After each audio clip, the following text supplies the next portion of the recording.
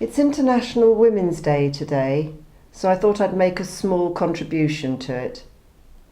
I'm reading a small part of Ruth Ellis, My Sister's Secret Life, the book of which I was the co-author.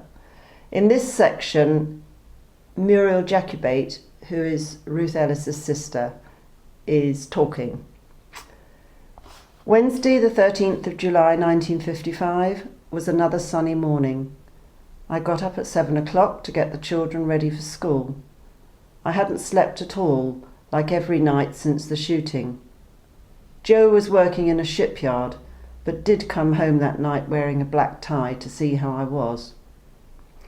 I was wearing my housecoat and slippers, ready to do the housework. My children had their cereal. That's all they liked in the morning, and a glass of milk or a cup of tea. I had to take the milk out of the fridge the night before because the second-hand gas fridge we had that came off a boat used to freeze the milk solid. It was hell trying to keep composed.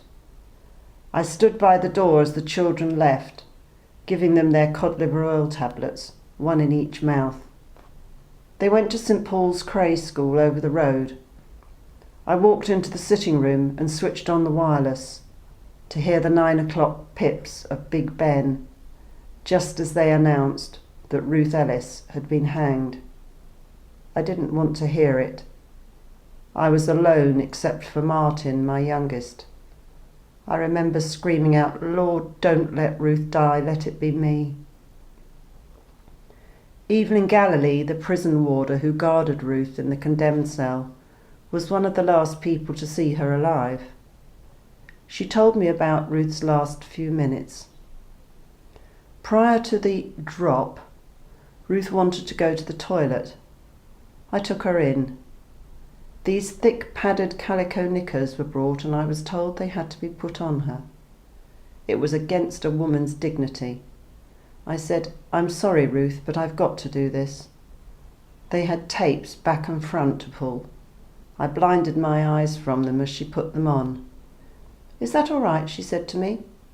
She was very calm. "Would you pull these tapes, Evelyn? I'll pull the others." They had to be tight. It was in case anything came out. Ruth asked what they were for. I couldn't tell her.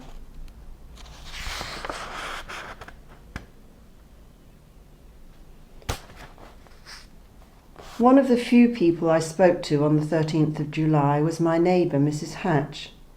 She came to see if I was all right. "Cooey, it's all over, Muriel," she called. I felt like dying. I felt like killing myself. Look at my mother, she tried to gas herself. Or so I always thought. Unless you've gone through this, you've no idea what it's like. You can't describe it. It's something so ghastly. I went like an iceberg, as if it had been me. Nobody phoned me. There was utter silence. I poked my head on the veranda later and heard Mrs. Hatch talking to Jean Turner.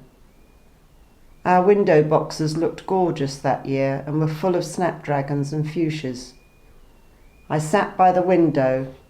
The sun poured on my face and I stared into space, willing myself dead, not Ruth. Martin woke me up with his crying. What made matters worse was Ruth not having a proper funeral. She was chucked on top of 4 murderers in unconsecrated ground inside the prison walls. There was no final goodbye.